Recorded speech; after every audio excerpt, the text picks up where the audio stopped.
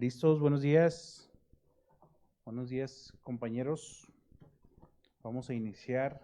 Ahorita nada más que nos conecten en Facebook. Sí, ya estamos. Muy buenos días a todas y a todos. Agradecemos a quienes nos acompañan aquí de forma presencial y quienes nos acompañan también a través de las páginas de internet, de Facebook, de la Universidad Autónoma de Ciudad Juárez, del Instituto de Ciencias Sociales y Administración, asimismo del Departamento en Ciencias Jurídicas. Es para mí un honor participar el día de hoy presentando la siguiente ponencia que me parece que es muy importante. Les pedimos a quienes están acompañándonos en vía remota que si al final tienen alguna pregunta, pues lo hagan a través de el chat en cualquiera de estas páginas de internet que lo estén viendo. Estará abierta también al final una etapa de preguntas y respuestas. Y bueno, pues quiero dar la bienvenida el día de hoy a quien será nuestra ponente de la conferencia magistral Ciberinterferencia en los procesos electorales y principio de no intervención, un tema muy actual. Ella es profesora contratada doctora, acreditada como profesora titular de Derecho Internacional Público en la Universidad Pablo de Olavide de Sevilla. Obtuvo su doctorado en 2008 con la calificación de sobresaliente cum laude por unanimidad, con una tesis titulada Las capacidades de la Unión Europea como sujeto de derecho internacional, que fue merecedora del tercer premio andaluz de investigación sobre integración europea de la Red de Integración Europea de Andalucía. Esta actividad investigadora también mereció el premio extraordinario de doctorado de la Universidad Pablo de Olavide en el curso 2008-2009. Asimismo, en 2018 obtuvo un máster por la Universidad de Leiden, Países Bajos, en Public International Law Advanced, Peace, Justice and Development, también con la mención cum laude. Sus áreas principales de investigación son en el ámbito del derecho internacional, el crimen de agresión a instituciones internacionales y en el ámbito de la Unión Europea, las relaciones exteriores de la Unión Europea y el derecho de asilo en la Unión Europea.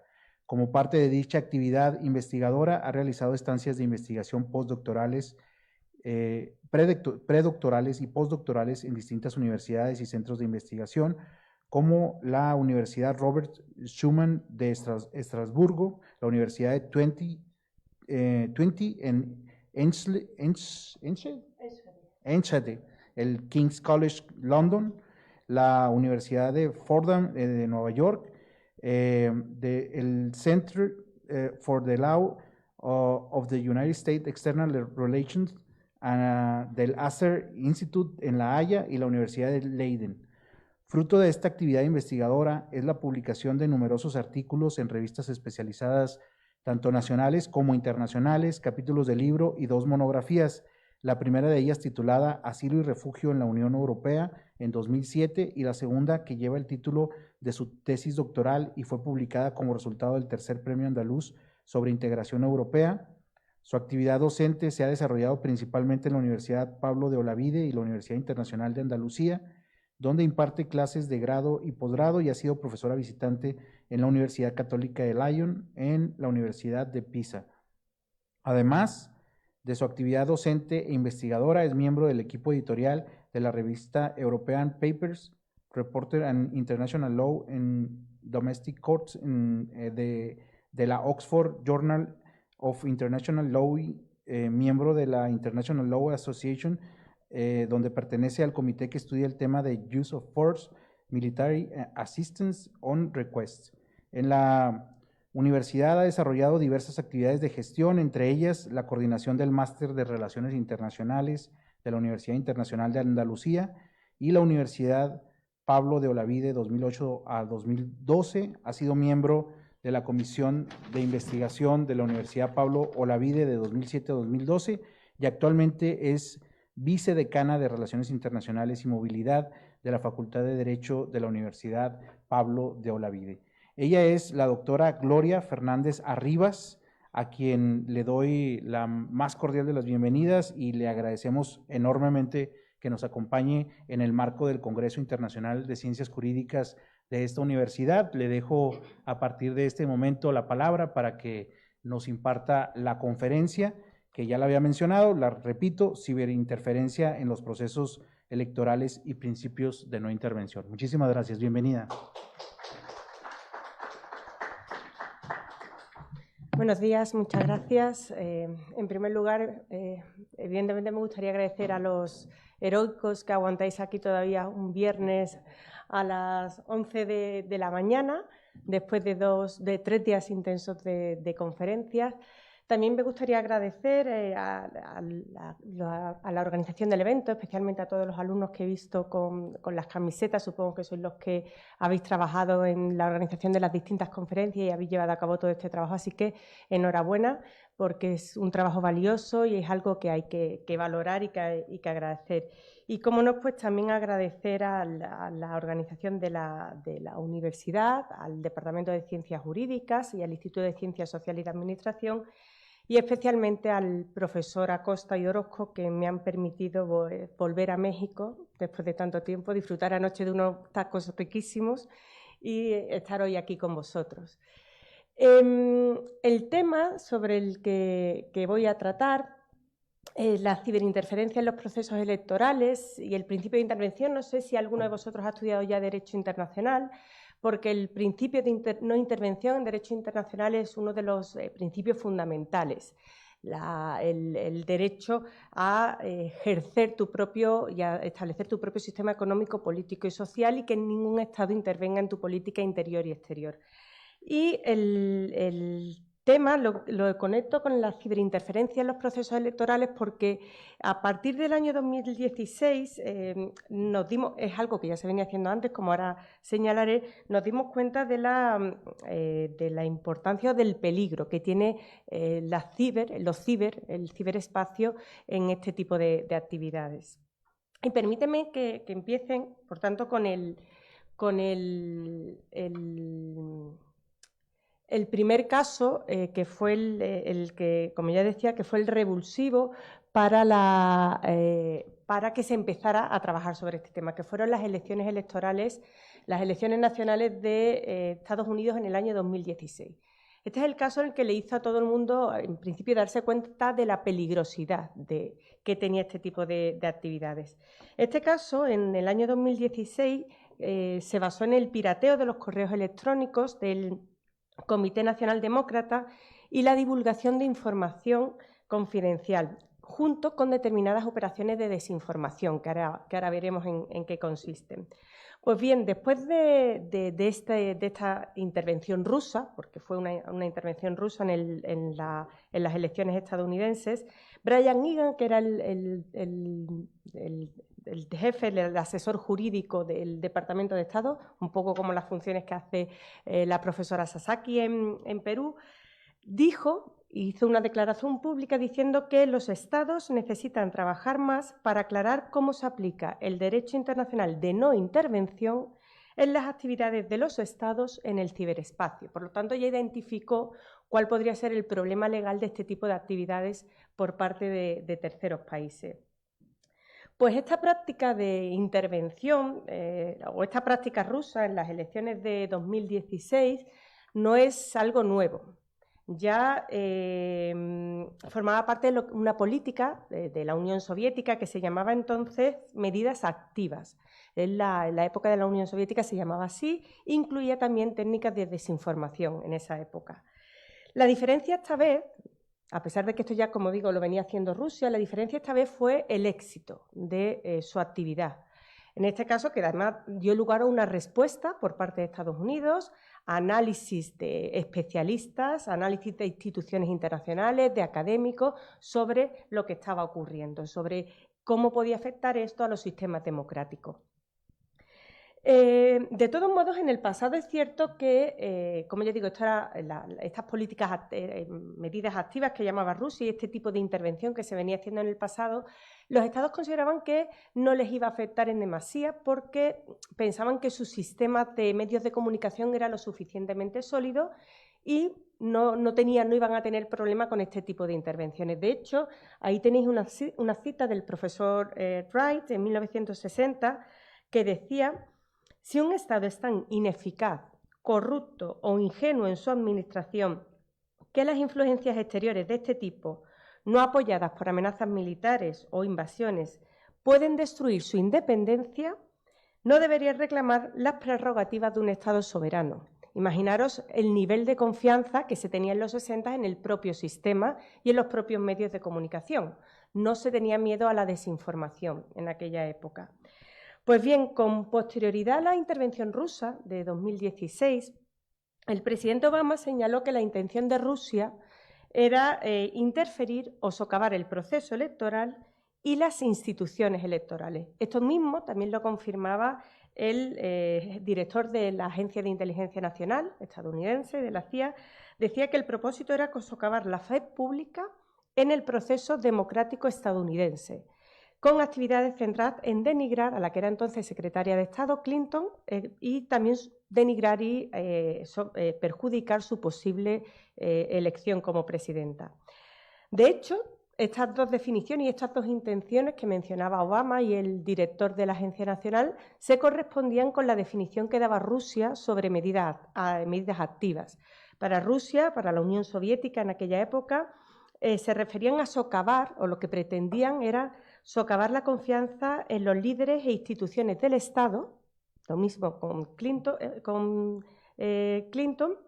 y desacreditar y debilitar a los oponentes. Era cómo enfocaba la Unión Soviética esas medidas activas y cómo la han entendido en 2016 también el propio presidente de Estados Unidos y la Agencia Nacional de Inteligencia.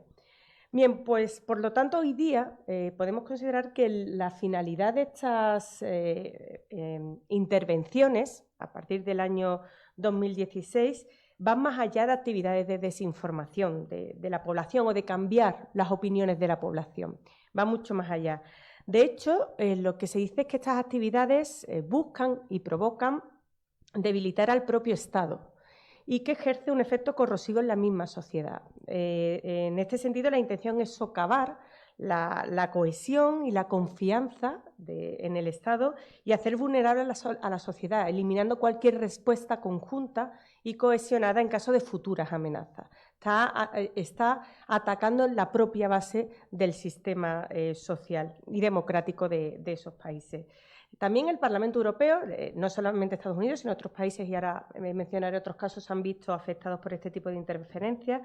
El Parlamento Europeo también afirmó que la desinformación puede afectar a la democracia en sí, en este caso a la democracia europea.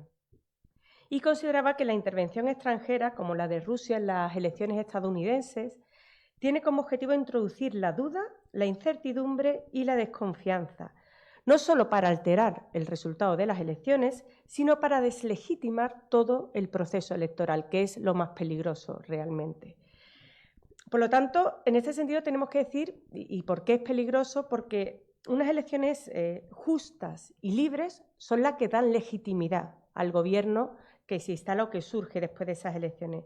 Por lo que cuando con estas intervenciones atentamos a la legitimidad del proceso, por lo tanto surge un gobierno que carece, desde el punto de vista social, de la legitimidad necesaria para gobernar, afectando y generando la desconfianza de la población.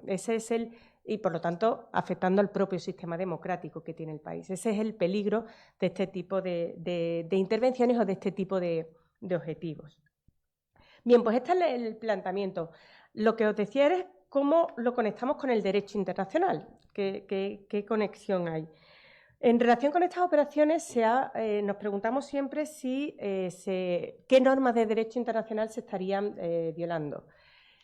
En realidad se puede conectar con el principio de soberanía, se puede conectar también con el principio de autodeterminación en cuanto a la elección de tu propio sistema político, el principio de uso de la fuerza mediante lo que se conocen como la propaganda subversiva, generar movimientos armados o movimientos opositores que utilicen las armas contra el Estado, y evidentemente también con el principio de no intervención, que es en el que me voy a centrar. Principio de no intervención en los asuntos internos y externos de otros Estados.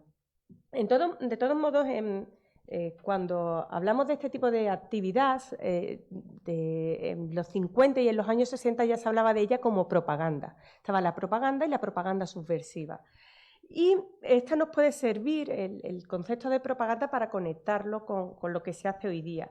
Sin embargo, cuando en los 50 y en los 60 se hablaba de propaganda, tampoco quedaba claro qué norma se estaba violando mediante la propaganda. Y a este respecto, el profesor Wheaton, ya en el año 48, yo digo que la propaganda se hablaba mucho en los 50 o 60, pero ya en el 48 se empezaba a generar este tipo de problemas.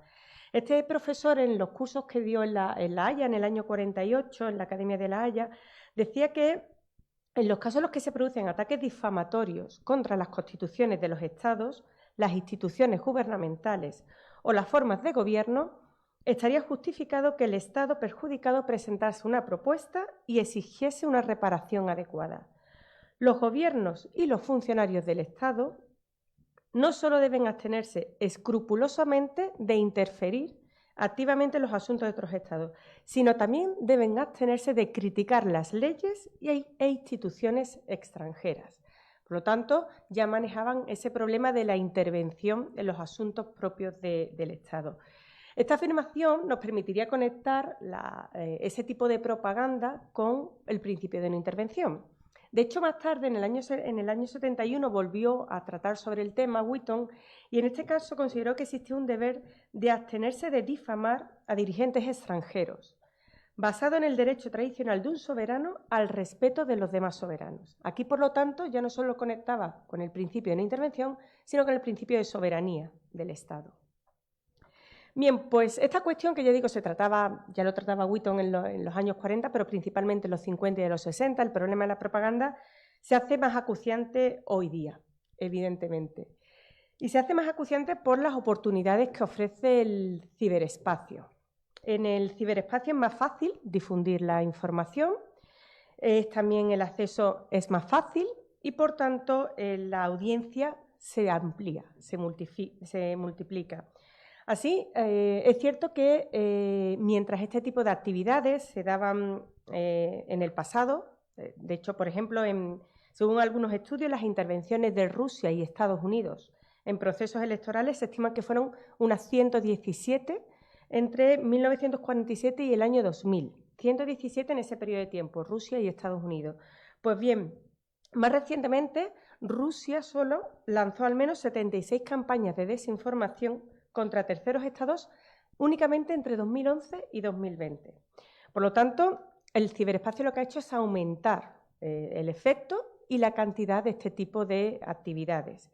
Además, se dice que, de hecho, han ido más allá, consiguen entrar en los debates públicos, infiltrarse en redes de activistas e incluso entrar en los principales medios de comunicación como si fueran comentaristas de confianza, comentaristas reputados, cuando en realidad están haciendo propaganda. Bien, pues a pesar de todo esto que estamos viendo, en el año 2016, después de la intervención rusa en las elecciones estadounidenses, y a pesar de incluso de que Estados Unidos adoptó represalias, Obama no fue capaz de determinar qué norma de derecho internacional se estaba violando. De hecho, cuando habló del tema, Obama decía que lo que había hecho Rusia o las actividades de Rusia era una violación de normas internacionales de comportamiento establecidas y actividades agresivas. Eso no sabemos qué es. A un jurista no le suena a nada. Por lo tanto, no fue capaz de identificar qué normas se estaba violando. Tampoco lo pudo hacer el Parlamento Europeo en el informe que emitió sobre este tipo de intervención, ni el Senado estadounidense, que también emitió un informe, pero tampoco determinó qué norma de derecho internacional se estaba violando con este tipo de actividades rusas. Pues bien, como decía, la intención es conectarlo con la violación de no intervención en los asuntos internos. Es decir, que lo que realmente se produjo fue una violación del principio de no intervención en los asuntos internos de un Estado. Y en este sentido, pues evidentemente, cuando hablamos de principio de no intervención, hay que tomar en consideración la resolución 2625, Romanos 25, no sé si alguno de aquí, como decía, ha estudiado ya Derecho Internacional. Es una resolución de la Asamblea General que contiene los principios básicos de cooperación entre los Estados y cuyas normas se han convertido también en derecho consuetudinario.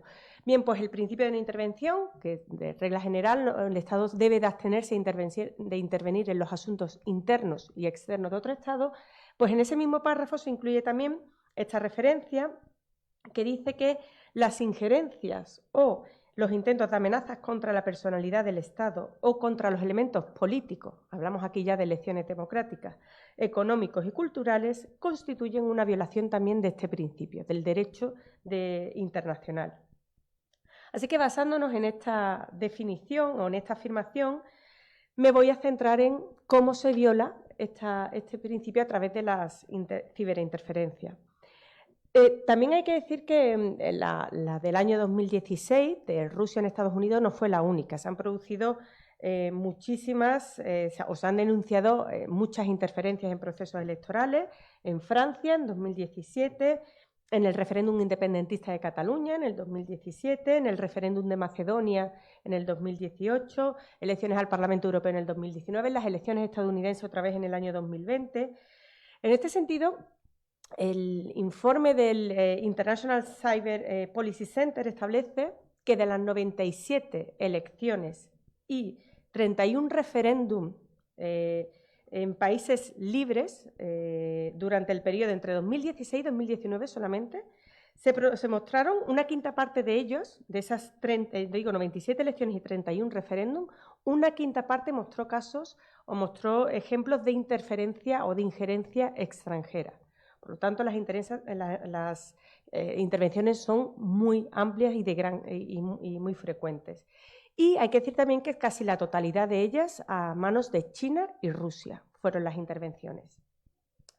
También, como ya digo, las intervenciones, principalmente los que llevan a cabo este tipo de actividades son Rusia y China. Hay que decir que, en este sentido, Rusia y China, en su declaración conjunta sobre promoción de los principios de derecho internacional, manifestaron el apoyo de no intervención en los asuntos internos o externos de los Estados y condenaban como una violación de este principio toda injerencia de los Estados en los asuntos internos de otros Estados con el fin de forzar cambios de gobierno legítimo. Y a pesar de eso, llevan a cabo este tipo de intervenciones. Además, ya de hecho, en el año 2015, China, Rusia y 4 países exsoviéticos dirigieron una carta al secretario general de Naciones Unidas y también la presentaron a la Asamblea General con un código de conducta internacional para la seguridad de la información.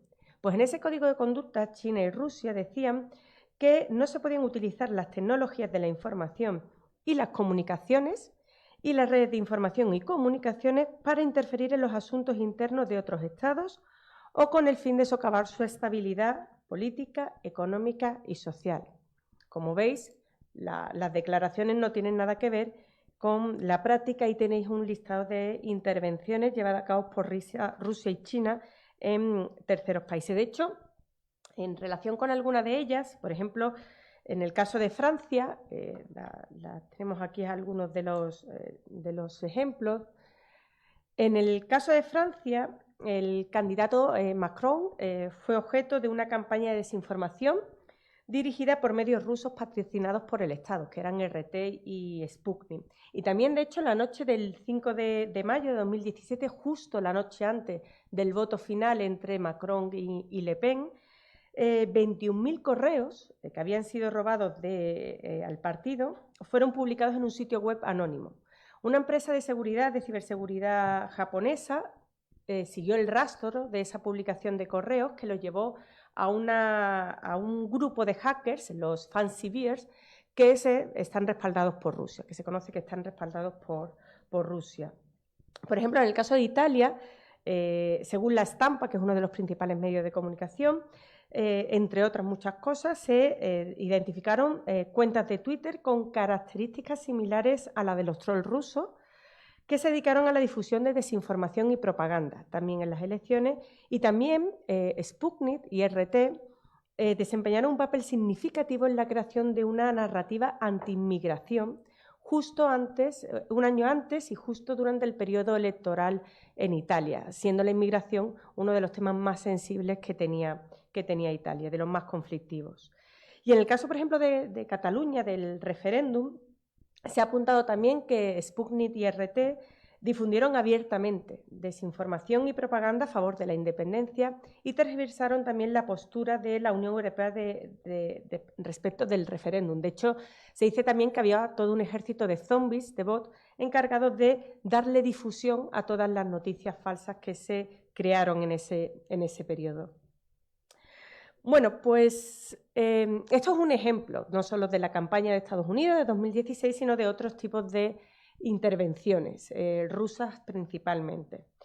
Pues volviendo al principio de intervención, en general, a pesar de que la resolución 2625 se refiere a este principio, podemos decir que no existe una definición que nos permite identificar específicamente, caso por caso, los supuestos de intervención.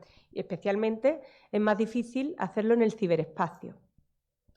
Así que normalmente los internacionalistas, cuando tenemos que empezar a trabajar en algo o buscar definiciones, acudimos a una de nuestras Biblias, que yo creo que los que están aquí que conocen Derecho Internacional, saben que es el caso de Nicaragua contra Estados Unidos. Yo creo que podríamos explicar un curso entero de Derecho Internacional utilizando únicamente la jurisprudencia, la sentencia de Nicaragua contra Estados Unidos, porque trata todos los temas principales de Derecho Internacional. Y, como no, pues trata el asunto de la intervención en los asuntos de otro Estado. Y el tribunal da una definición sobre qué es intervención en los asuntos internos de otro Estado. El tribunal lo que dice es que el principio prohíbe a todos los Estados o grupos de Estados intervenir directa o indirectamente en los asuntos internos y externos de otros Estados.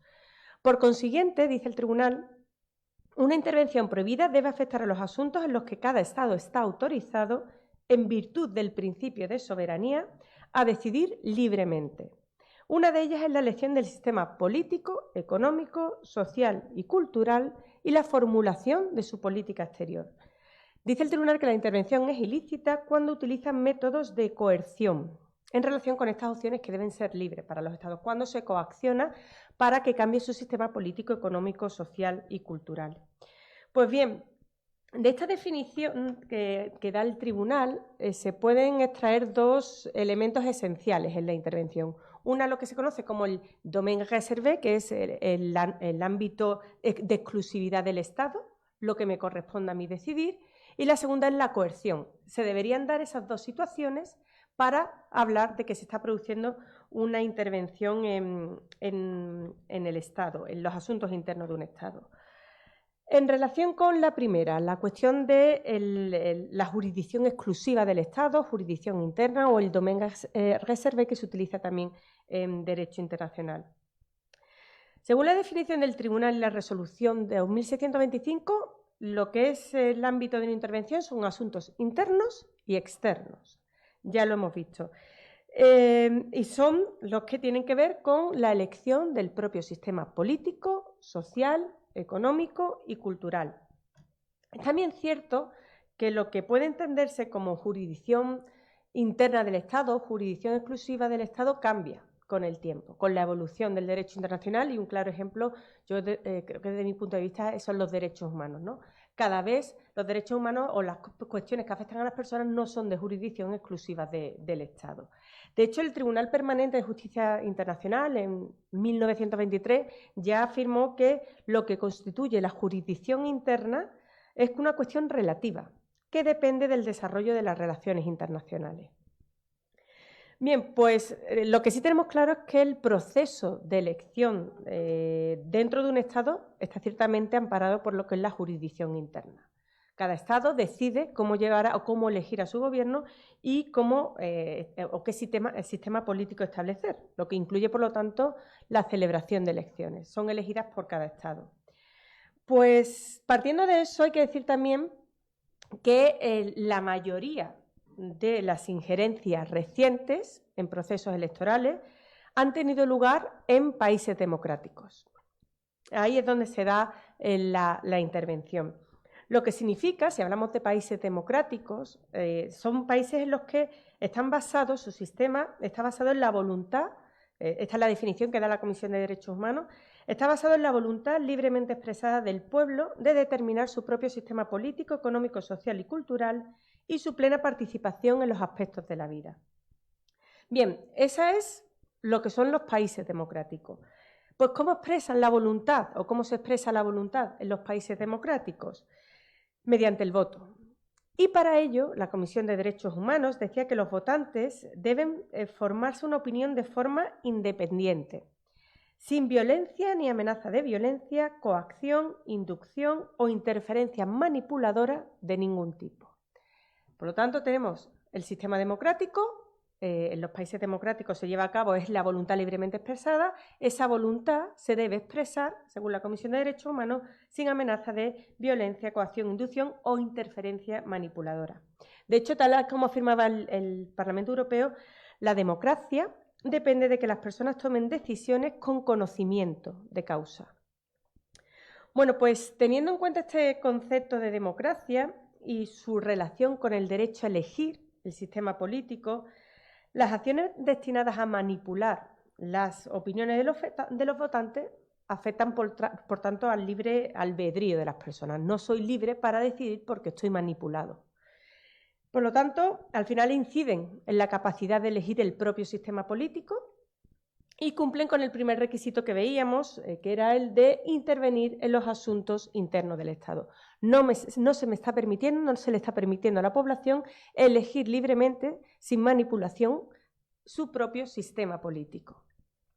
Ese primer requisito, por lo tanto, lo cumpliríamos con esta ciberinterferencia en los procesos electorales. De hecho, como decíamos anteriormente, el ciberespacio facilita la manipulación de las opiniones de los votantes y de los electores, ya que las plataformas son fácilmente accesibles y además influyen seriamente en las preferencias de voto. Todos estamos conectados continuamente a Internet. Yo he visto aquí ante los alumnos, de hecho es más fácil llegar muchas veces a los estudiantes a través de redes que hay en una conferencia como la que estoy dando yo ahora, porque en muchos casos la mayoría está con el móvil pendiente, ¿no? Pero es conocido el poder que tienen las redes a la hora de determinar e influir seriamente en la preferencia de voto. Pues, según el profesor Sauría, que es un especialista en este tipo de materia, la injerencia electoral estadounidense de 2016 se utilizaron dos tipos de operaciones para intervenir. La primera se denomina doxing y consiste en exponer, deshonrar o socavar a un individuo, campaña u organización, en particular con el fin de influir en la opinión pública. En este caso era la candidata Clinton. La operación consistió principalmente en filtrar los correos que mencioné antes del Comité Nacional Demócrata, enviar el material a los medios de comunicación y que ellos lo presentaran de una manera que fuera perjudicial para la candidata. Ese es el primero, el doxing. El segundo, la desinformación, el segundo método de intervención, que consiste, la definición que se da de ella es la fabricación o distorsión deliberada de contenidos informativos con la intención de engañar a la audiencia, contaminando el espacio informativo para oscurecer la realidad basada en hechos y fabricando narrativas engañosas sobre acontecimientos o asuntos claves para manipular a la opinión pública, y se lleva a cabo principalmente a través de redes sociales, que tenéis aquí algunos de los ejemplos. De hecho, en la oficina que se encarga de estas cuestiones, en el Servicio Europeo de Acción Exterior, menciona que los principales métodos para difundir esta desinformación es, evidentemente, a través de redes sociales, pero a través de identidades falsas, el uso de trolls, cuentas falsas o bots, que hacen una difusión masiva de estos mensajes. Pero en todo caso, a pesar del doxing y la desinformación, en la campaña estadounidense de 2016 también se utilizaron otros métodos de injerencia, y uno particular que llevó a cabo Rusia fue el intento de suprimir el voto afroamericano, que era, se entiende que era favorable para el Clinton. De hecho, lo que hizo Rusia fue difundir la narrativa de que la mejor manera de promover la causa de la comunidad afroamericana era boicotear las elecciones y centrarse en otras cuestiones. Un análisis que realizó el Pew Research Center de Estados Unidos informó que evidentemente en el año 2016 cayó el voto afroamericano en las elecciones nacionales. Por lo tanto, parece que tuvo cierto éxito esa narrativa creada por Rusia. Bueno, pues dado que el primero de los objetivos, como decía, se cumple, intervención en los asuntos internos del Estado, estamos interviniendo en un ámbito que es exclusivo mío, el segundo elemento que vamos a analizar para que haya violación del principio de no intervención es la coerción. Y este ya es más complicado de determinar en un caso de ciberintervención. Pero vamos a intentar hacerlo. El concepto de coerción plantea problemas también ya no solamente con la ciberintervención, sino en general. ¿Qué es coerción política o qué es coerción económica? ¿En qué punto estaríamos violando ese principio? ¿Se estaría produciendo una coerción? Una definición más o menos amplia de lo que sería coerción podría ser que esta tiene lugar cuando uno o más estados tratan de obligar, en lugar de persuadir, a otro a actuar de una determinada manera mediante la aplicación de diferentes tipos de presión. Ahí, como es bastante general, podría entrar coerción fácilmente. Para Buchan y Zagurías, que trabajan en estos temas, la coerción es una presión imperativa. Y el manual de Tallinn, que es un texto que se creó en el que se analiza cómo aplicamos las normas de derecho internacional en el ciberespacio. Es verdad que lo crearon un grupo de profesores que no tiene una aceptación amplia, tiene también sus críticas, pero bueno, es un primer material con el que trabajar en el ciberespacio. Pues el manual de Tallinn dice que coacción es forzar al Estado. Por lo tanto, concluimos que la coerción debe presentar algún tipo de intensidad que permita diferenciar de lo que es simplemente persuadir a alguien a que haga algo. A este respecto también es interesante el reglamento de la Unión Europea relativo a la protección de la Unión y de sus Estados miembros frente a la coerción económica por parte de terceros países, que utiliza una definición amplia de coerción. Lo que dice ese reglamento es que existe coerción cuando un tercer país interfiere en las legítimas opciones soberanas de la Unión o de un Estado miembro, tratando de impedir u obtener la cesación, modificación o adopción de un acto concreto por parte de la Unión o de un Estado miembro. Ahora bien, a pesar de que es una definición amplia, no es fácil aplicarla, porque dice después el reglamento que para realizar tal apreciación es necesario considerar la intensidad, la gravedad, la frecuencia, duración, amplitud y magnitud de la medida del tercer país y la presión que se deriva. Por lo tanto, es un análisis muy amplio y complejo el que hay que hacer para determinar si realmente estamos ante un caso de coerción, en este caso económica. Bien, pues es cierto que la coerción en las intervenciones cibernéticas parece estar ampliamente reconocida cuando hablamos de actividades que afectan a medios físicos. A pesar de que estamos hablando del ciberespacio, tienen efectos físicos. ¿Cómo es eso? Estas actividades pueden consistir en acceder a la infraestructura cibernética de un proceso electoral.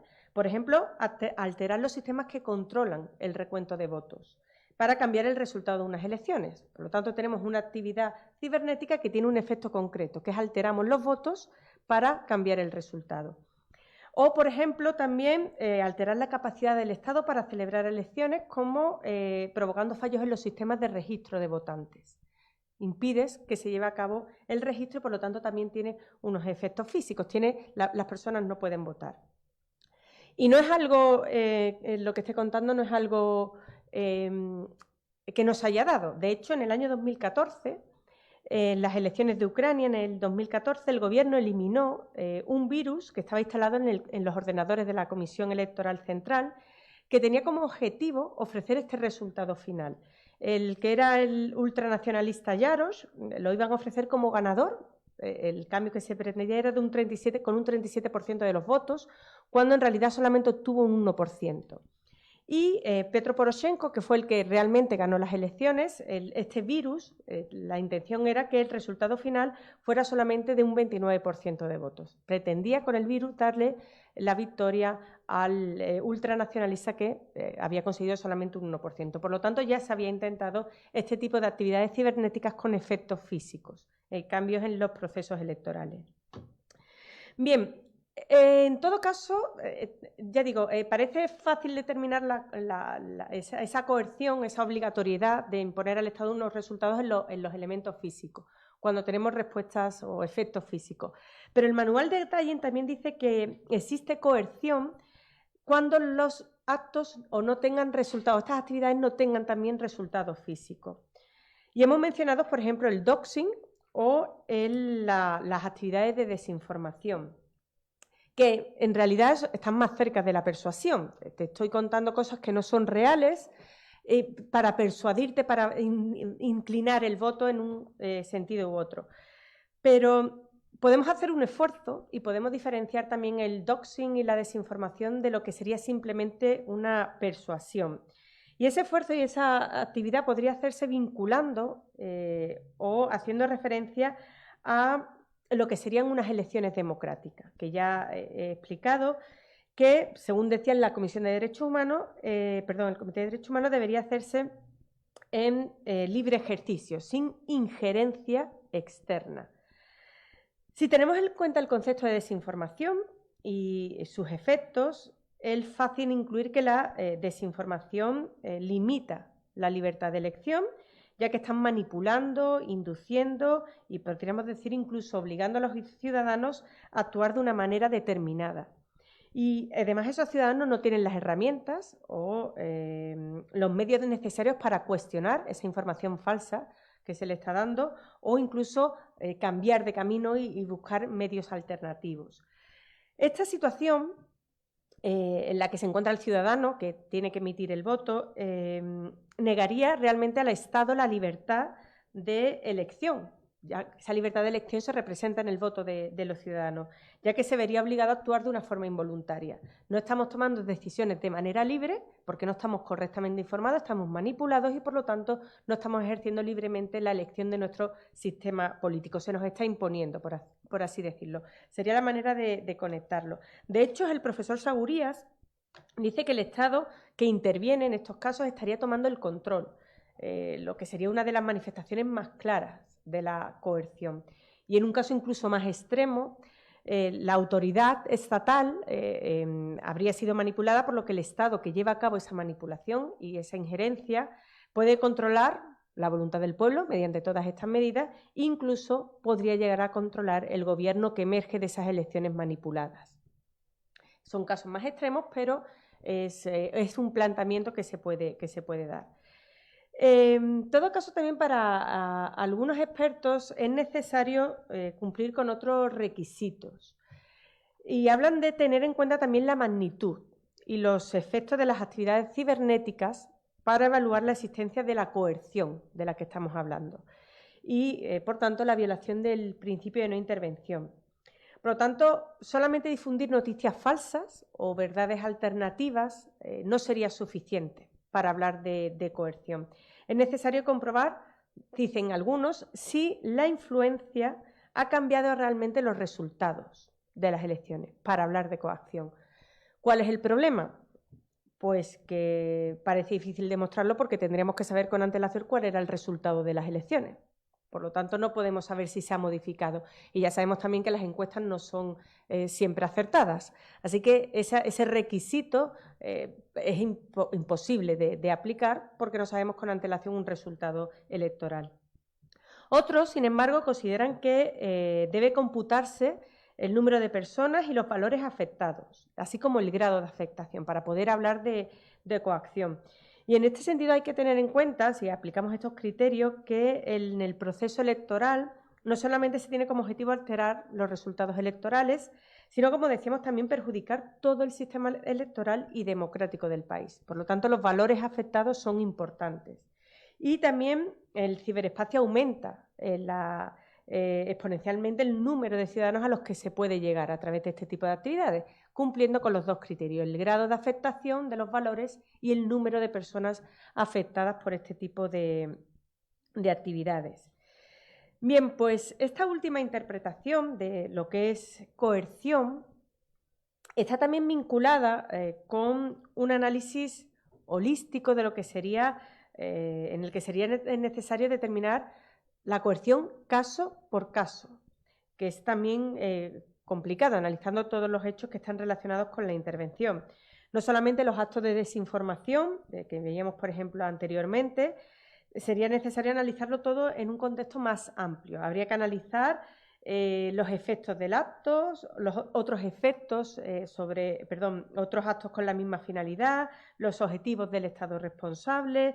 En pocas palabras, habría que analizar toda la campaña llevada a cabo por el Estado en materia de injerencia, no solamente porque tengamos unas serias actividades de desinformación, podemos decir que estamos coaccionando a otro Estado. Es necesario un análisis completo de todas las actividades que ha llevado a cabo un Estado, desde el doxing a la desinformación u otro tipo de intervenciones, lo cual, volvemos a decir, es bastante complicado.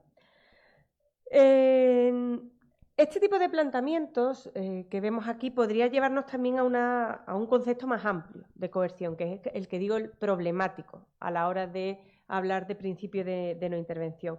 En ese concepto más amplio, la coerción podría ser como una conducta que interrumpe, compromete o debilita la autoridad del Estado. Y así sería más fácil decir que se está violando, que se cumple con el principio de coerción y que se está, por lo tanto, violando el principio de no intervención. Bien, pero aparte de eso, hay otros autores incluso que consideran que la coerción o el concepto de coerción está desfasado y que debería eliminarse, especialmente en el ciberespacio. No tiene sentido ahí.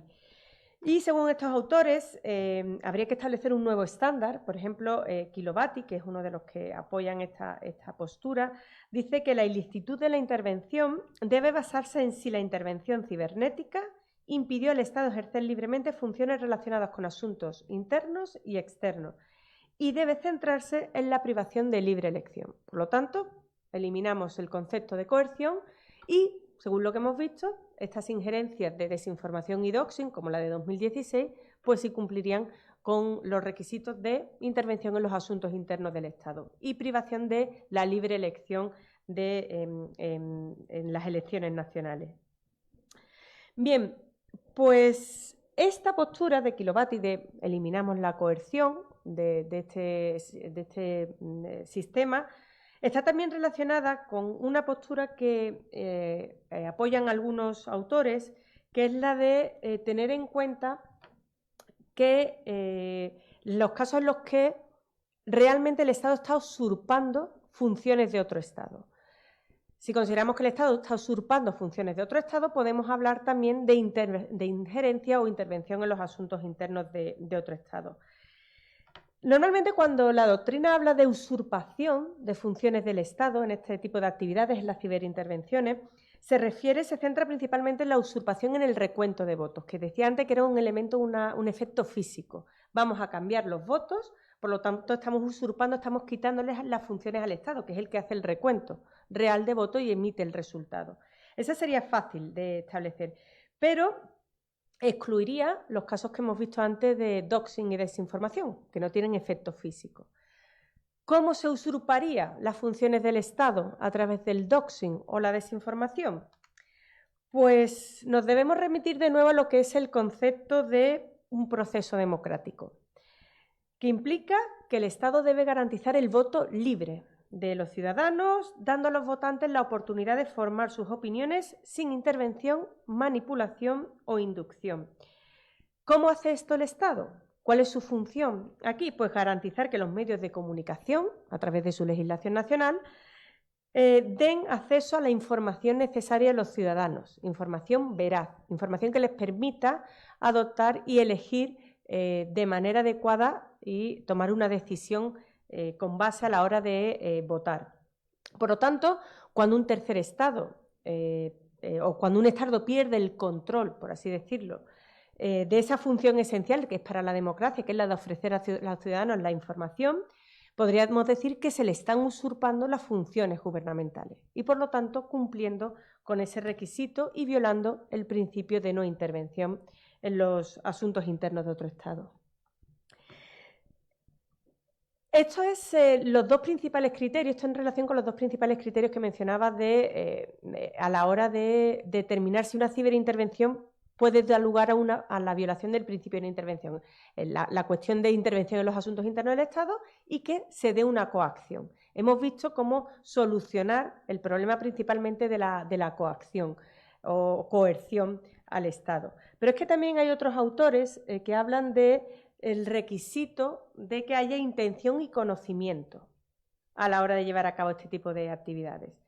En cuanto a la intención, es necesario demostrar la intención del Estado extranjero o que la intención del Estado extranjero era intervenir en los asuntos internos y externos de otro Estado. Y en el caso de la intervención cibernética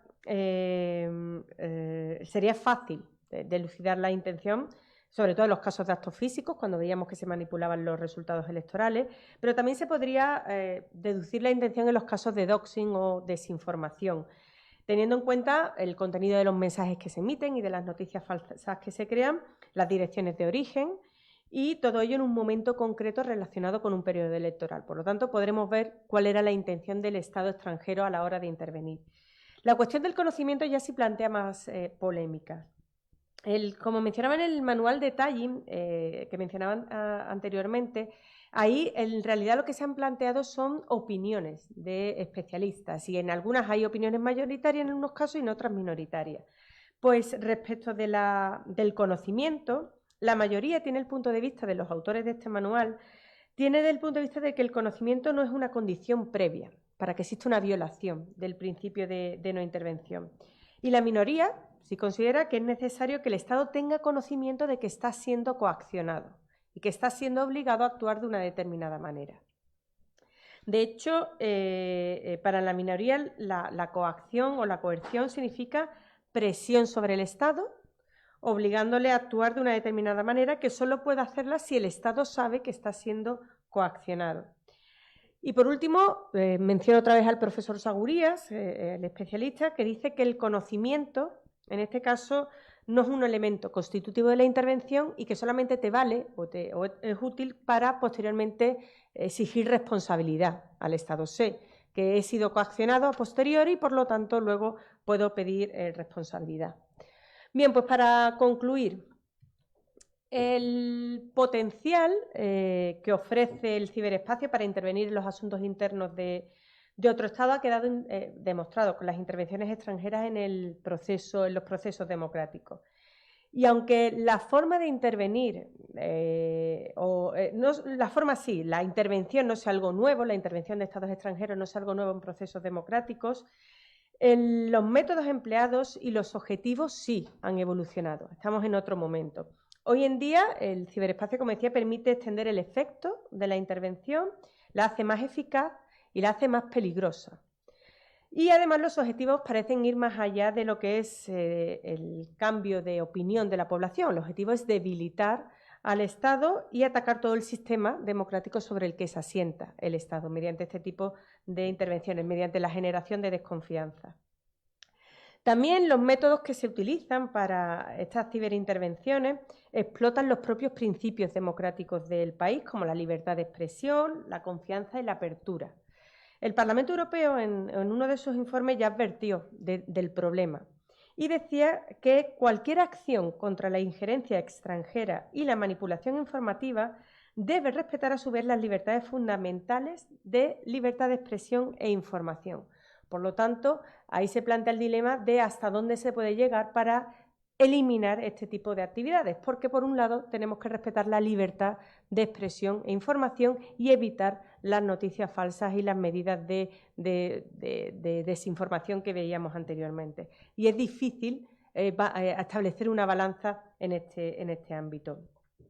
También es difícil identificar el origen e identificar los métodos, porque las democracias normalmente no vigilan a sus propias poblaciones. Por lo tanto, no tenemos un control total sobre lo que hace la población en el ciberespacio, sobre la libertad que tiene la población para pronunciarse en el ciberespacio.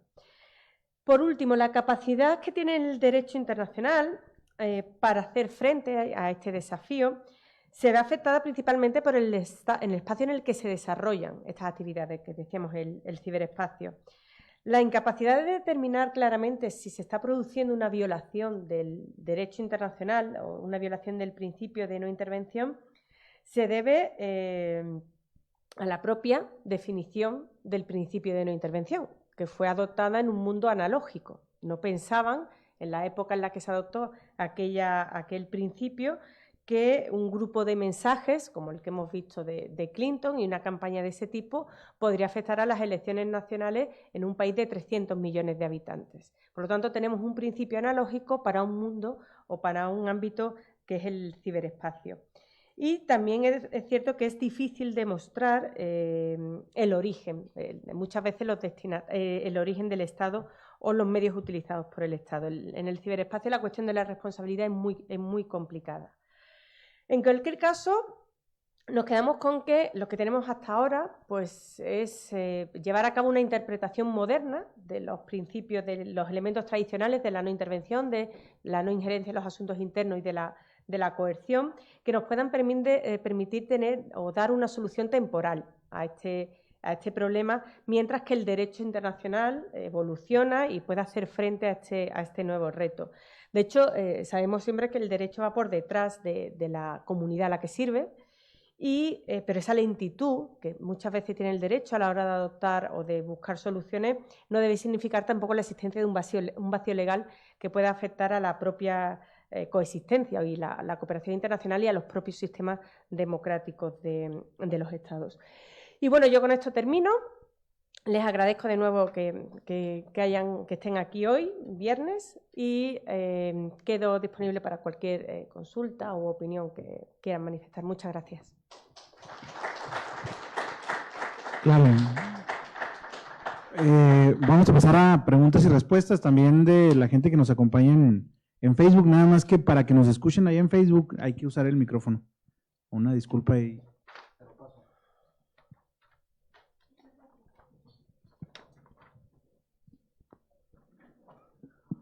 Muchas gracias por la ponencia, muy interesante, sobre todo las conclusiones sobre esta solución temporal.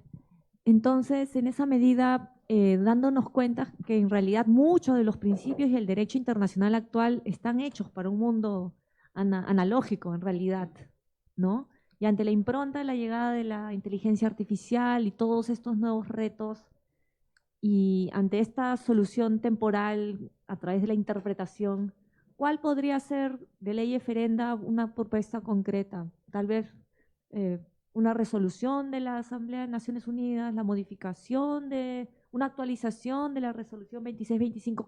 ¿Cuáles podrían ser las vías para, digamos, hacer ese camino? Sí, hay grupos de trabajo ya sobre estas cuestiones. El problema es que están también manipulados por Rusia y China. Entonces controlan mucho también esos grupos de trabajo a nivel internacional. Como os decía, ellos ya presentaron un código de conducta que se saltan a la torera. Entonces, las opciones se están planteando. El manual de Tallinn, por ejemplo, que es una buena propuesta para empezar a trabajar, en el que toma todo lo que es derecho internacional y lo interpreta y lo lleva al campo del ciberespacio. Entonces, esa propuesta del manual de Tallinn, es verdad que una de las críticas que tiene es que está hecho principalmente por profesores occidentales. Y bueno, eso también en un mundo globalizado tampoco tiene sentido, ¿no? Pero meter a lo mejor otro tipo de impronta, de subglobal, yo creo que sería una buena base para trabajar. A partir de ahí, adoptar tratado, empezar con códigos de conducta, ¿no? Mejor un soft law que luego nos lleve a tratados de este tipo. La cuestión es que es un campo muy útil, por así decirlo, para intervenir en terceros estados para afectar a los sistemas democráticos y que es un ámbito muy útil también en la zona gris de los conflictos. Entonces, la intención o el regularlo, pues ahora mismo estamos en una situación muy complicada por eso, por los intereses, por lo útil que es para determinados estados y por la creación de este tipo de comités en los que ellos mismos boicotean un poco, y tengo compañeros que han participado en reuniones de ese tipo y se ve que hay un cierto interés para confundir o que no salgan normas o se dejan fuera determinadas instituciones.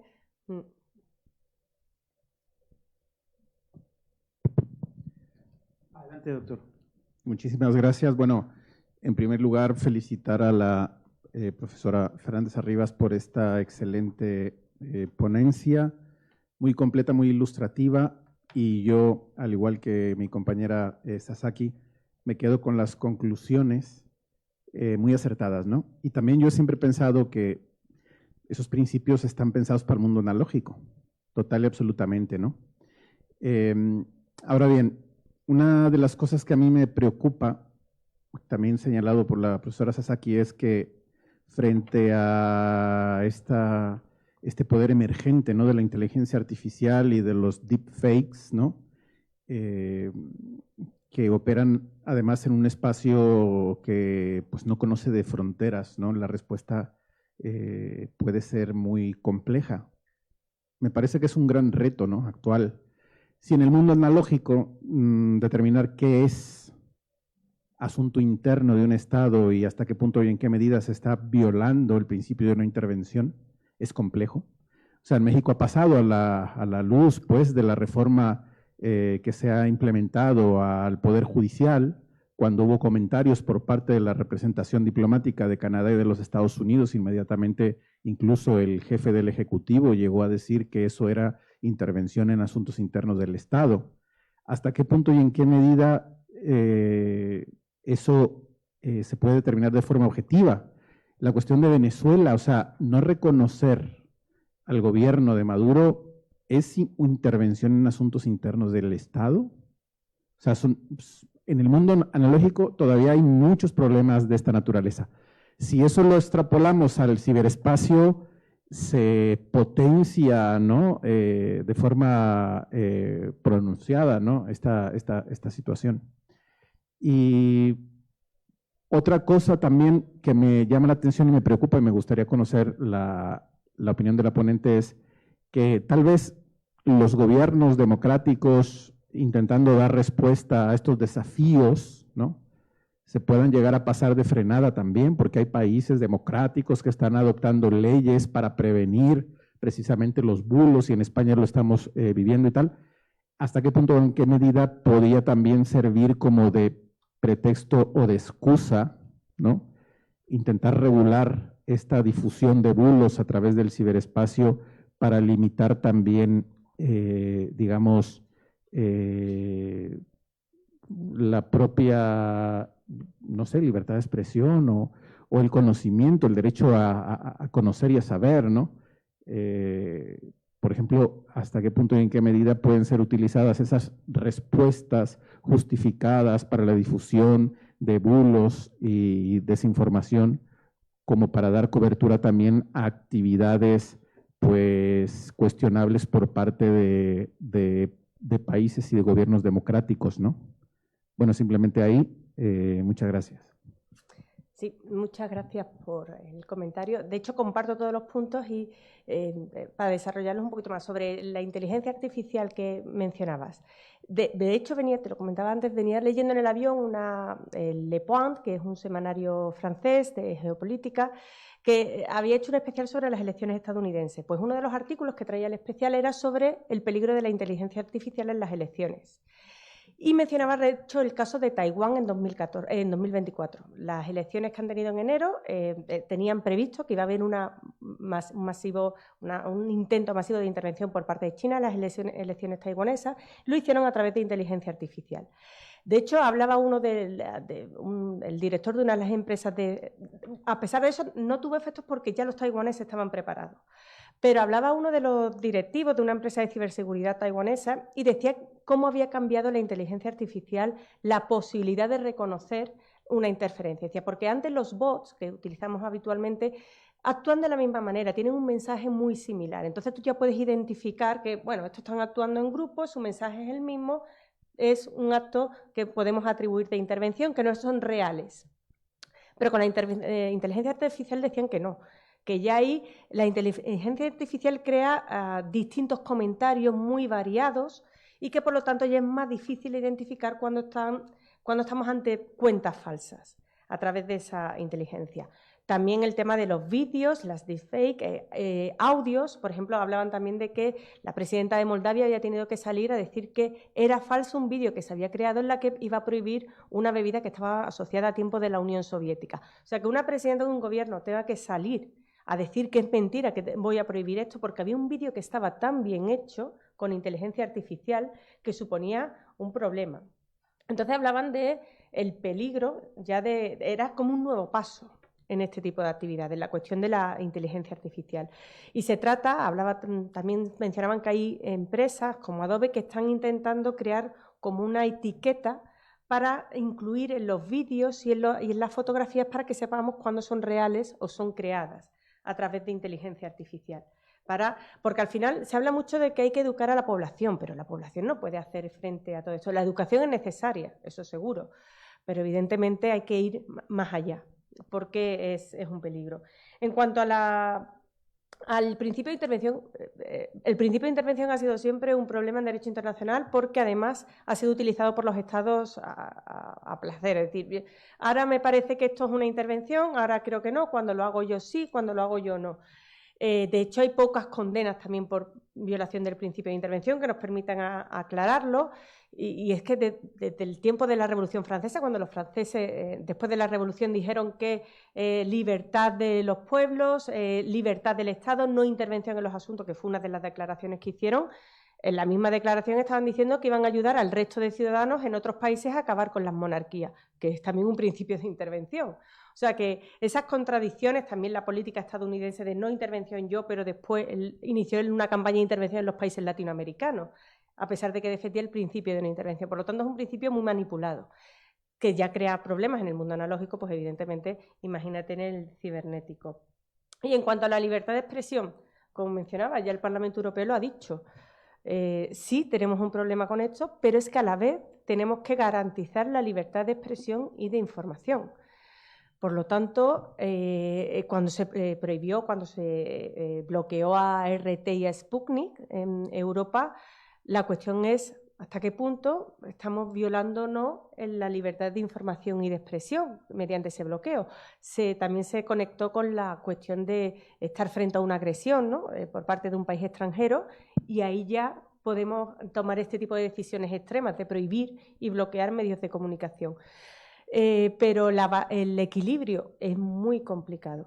Evidentemente, el tema de cuando las noticias son absolutamente falsas, pues eso es difamación y sí se puede llevar a cabo pero otros métodos más sutiles es complicado. Y luego encontrar el origen, rastrear hasta quién está llevando a cabo ese tipo de actividades, si es un Estado, si es un particular a cuenta de un Estado, o si son hackers internacionales, si son o no hackers controlados por estados, y cómo establecemos esa conexión para establecer la responsabilidad internacional, porque todos sabemos que Fancy Bear está respaldado por Rusia, pero a la hora de llevar esto a un caso a un tribunal, ¿cómo demuestras esa conexión de Fancy Bear con Rusia?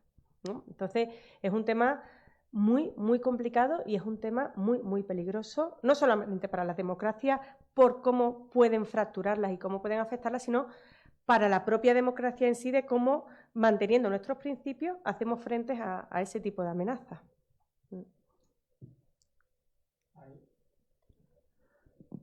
Una participación más, adelante, por favor. Profesora Fernández, antes que nada, muchísimas gracias por su magnífica ponencia. Fue simplemente magnífica para mí. Son temas que me llaman la atención hace mucho tiempo, sobre todo la cuestión de la soberanía digital que la Unión Europea viene construyendo y que realmente se puede definir en el marco de las relaciones internacionales. El problema, me refiero sobre todo a la dimensión de la protección de datos, de los ciberataques que ya empezaron a afectar de forma muy importante a los ciudadanos europeos. Y la verdad, la creación, o mejor, la emersión de una dimensión trilateral. Por un lado, la Unión Europea, la creación de la soberanía digital, la creación de dimensiones prometedoras como el Espacio Europeo de Datos de Salud, que pero a la vez determina una vulnerabilidad que en mi opinión es trilateral porque afecta a la Unión Europea o involucra a la Unión Europea, otros estados, sobre todo pienso en China y Estados Unidos, pero también la realidad empresarial. y el impacto que, por ejemplo, y la influencia que pueden ejercer en el marco del espacio regulatorio de salud con propósitos, digamos, invocando propósitos de investigación científica. Por ejemplo, desarrollar algoritmos que se utilizan en el marco de las aplicaciones de salud.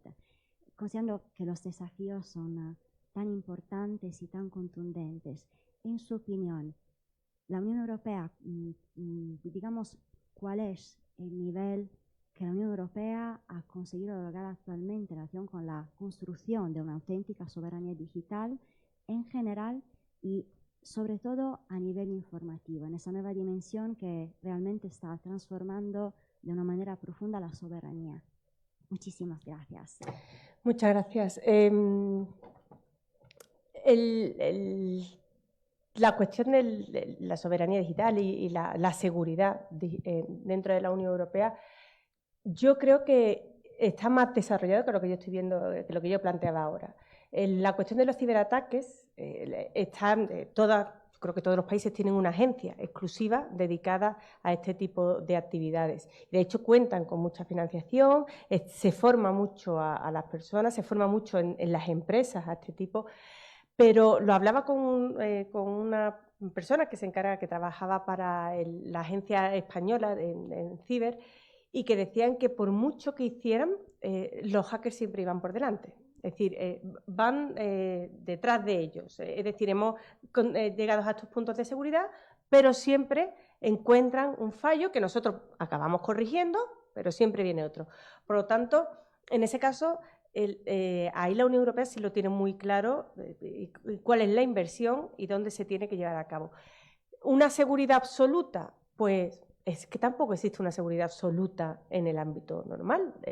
Tú por muy seguro que te sientas en un país, siempre te pueden atracar o te pueden robar el coche o puedes sufrir un accidente o te pueden matar. Es decir, no es habitual, porque hay países que son más seguros que otros, pero es que la seguridad absoluta no existe y también debemos de evitar creer que podemos llegar a esa seguridad absoluta, porque genera también una situación de desconfianza, de impotencia en los ciudadanos tremendo.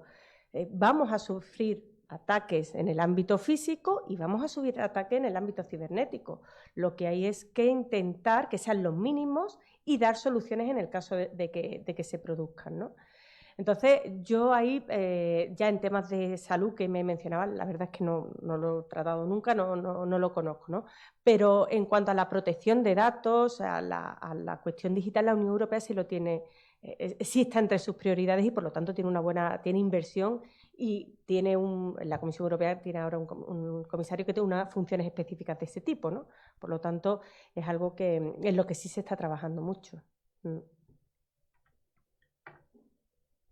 No sé si hay alguna otra pregunta. A mí me gustaría finalizar. Me parece que es un tema pues muy novedoso, muy interesante.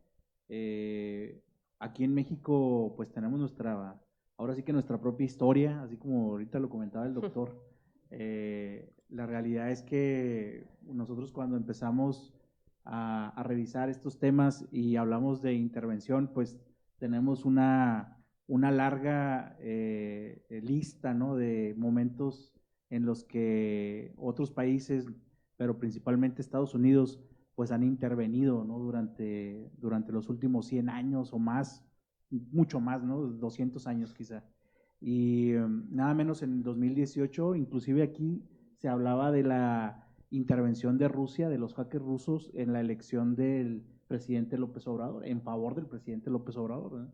Y bueno, pues fue aquí en México, ya estamos a 15 días de lo que llamamos nosotros el Día de los Muertos, ¿no?, que es muy famoso, porque en la cultura mexicana, pues, inclusive nos reímos hasta de la muerte, ¿no? Y también nos reíamos, ¿no? Y le decían al presidente López Obrador, le hacían chistes sobre Rusia, ¿no? Y inclusive había muchos memes, ¿no? Pero no se tomó en ese momento como algo que requería de un debate, ¿no? Como ahora lo están haciendo desde la Unión Europea, y me parece que pues es muy interesante, ¿no? Porque habría que retomar este debate sobre sobre la intervención. En el caso de México, por ejemplo, ahorita escuchando la presentación, pues yo hacía un recuento, ¿no? En el caso de los abogados y las abogadas, ¿no? Que conocemos el sistema, sabemos que el sistema se transformó por una intervención de Estados Unidos, ¿no? Allí hubo una intervención. No era una intervención coerciva, ¿no? No se nos obligó, pero también se nos dijo, oye, si no, no te firmo el tratado internacional. Y me parece que ahí hay coerción, ¿no? O sea, habría que reflexionarlo, ¿no? O bien, el Banco Mundial ya no te va a prestar dinero. Esa es otra forma también de coaccionar, ¿no? Y debido a eso se transformó el sistema y en su momento nos lo vendieron como lo que necesitan ustedes en México es transformar el sistema para que sea más rápido y para que haya menos impunidad. Y hoy, por ejemplo, en el caso de Chihuahua, que se comenzó la implementación en el 2008, fue el primer juicio que cambió al sistema oral, pues hoy han pasado 16 años y no tenemos ni un sistema más rápido, ni hay menos impunidad. Y fue prácticamente una obligación de Estados Unidos que lo hicieron a través de los instrumentos internacionales económicos para obligar a México a que lo hiciera. Y ese es un cambio también, ¿no? Y que también tiene una repercusión. Entonces, abrir ese debate sobre la intervención me parece muy interesante. Yo nada más finalizaría, porque tengo esa duda, todavía tenemos a lo mejor muy grabada esa frase de Kelsen, ¿no? Sobre la norma perfecta, ¿no? Que decía, bueno, una norma perfecta es aquella que cumple con ciertos requisitos, pero además de que tiene una sanción.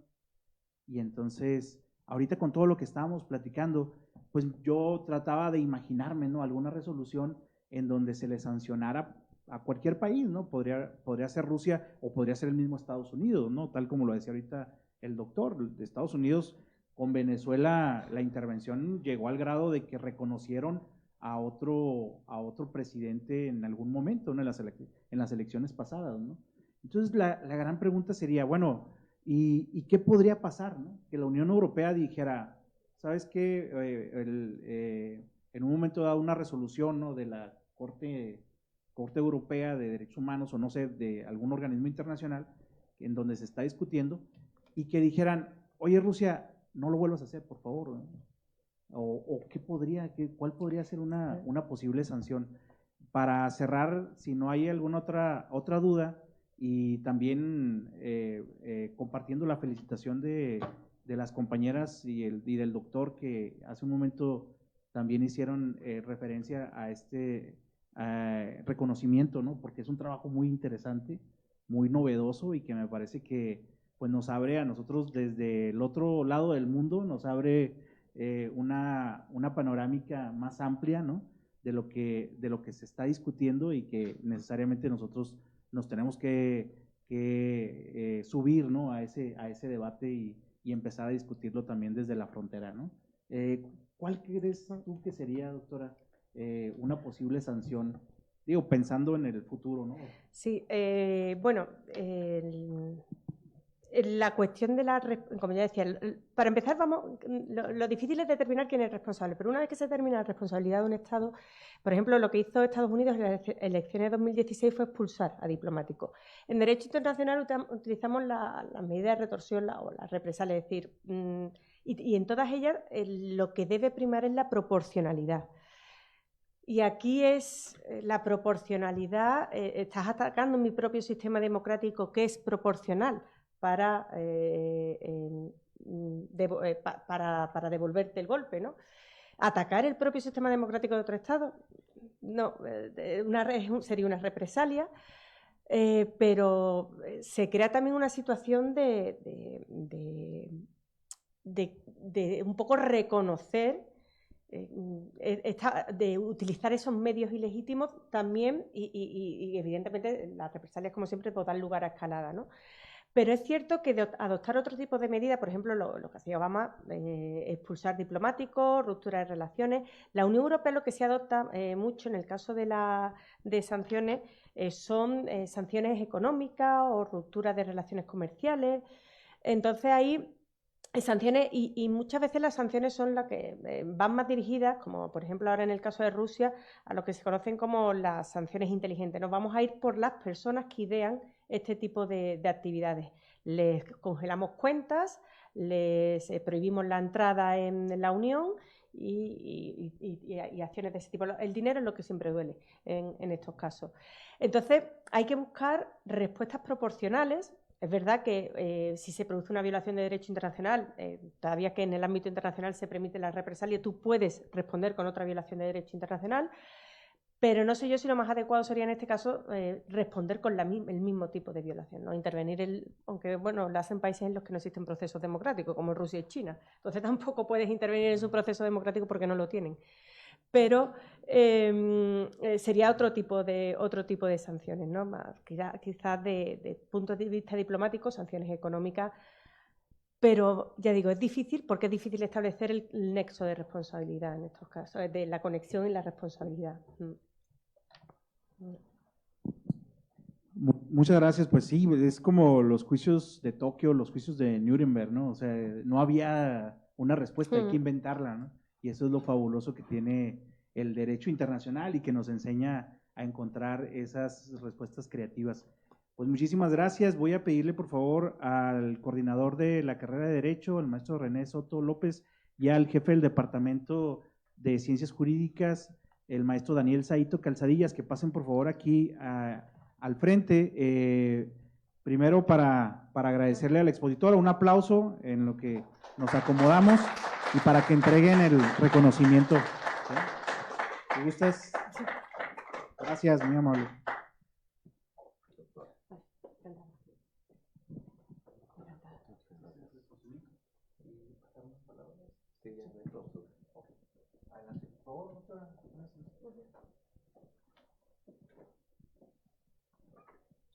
Vamos a escuchar las palabras porque además estamos en el último evento del Congreso. Con esto es el cierre con la conferencia magistral y pues le agradecemos mucho al maestro Daniel Saito Calzadillas, jefe del Departamento de Ciencias Jurídicas, que dirija un mensaje y bueno, pues lo escuchamos. Adelante, maestro. Gracias, doctor. Bueno, primero que nada, voy a darle lectura al reconocimiento que le damos a la doctora. Dice, otorga el presente reconocimiento a la Universidad Autónoma de Ciudad Juárez a la doctora Gloria Fernández Arribas por su excelente participación como ponente en la conferencia magistral Ciberinterferencia en los procesos electorales y principios de no intervención, presentada en el marco del IV Congreso Internacional de Ciencias Jurídicas, llevado a cabo el día 16, 17 y 18 de octubre del 2024, en estas instalaciones del ICSA. Firma el doctor Jesús Mesa Vega, director del Instituto de Ciencias Sociales y Administración, y el maestro José Daniel Saito Calzadillas como jefe del Departamento de Ciencias Jurídicas.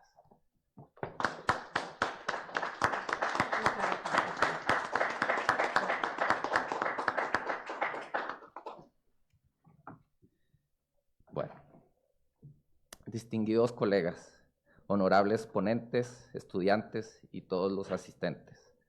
Con gran satisfacción y un profundo sentido de agradecimiento, llegamos al cierre de este IV Congreso de Ciencias Jurídicas. Han sido días de intenso intercambio de ideas, reflexiones críticas y aprendizaje colectivo, donde hemos tenido la oportunidad de explorar temas fundamentales que afectan no solo a nuestro ámbito profesional, sino también a la sociedad en conjunto. Quiero agradecer al señor rector, doctor Daniel Alberto Constance Cortés, al director del instituto, doctor Jesús Mesa Vega, y a la participación del comité organizador de este congreso por su esfuerzo en organizar este evento, así como a todos los ponentes que han compartido su conocimiento y experiencias. Sus valiosas contribuciones han enriquecido nuestras discusiones y nos han desafiado a pensar de manera innovadora sobre los retos que enfrentamos en el campo jurídico. Agradezco también a los participantes cuyo compromiso ha sido el motor de este congreso. Su presencia y participación activa son prueba del interés por avanzar en la investigación y práctica del derecho, comercio internacional y seguridad y políticas públicas. y de nuestra responsabilidad compartida de promover la justicia y el respeto de los derechos humanos. Es importante recordar que el verdadero impacto de este Congreso no se detiene aquí. La información y las ideas que hemos compartido deben ser punto de partida para nuevas investigaciones, debates y acciones en nuestra comunidad y profesiones. Los invito a llevar consigo lo aprendido y a implementarlo en su labor diaria. Finalmente, quiero cerrar este Congreso con un llamado a la unidad y la colaboración.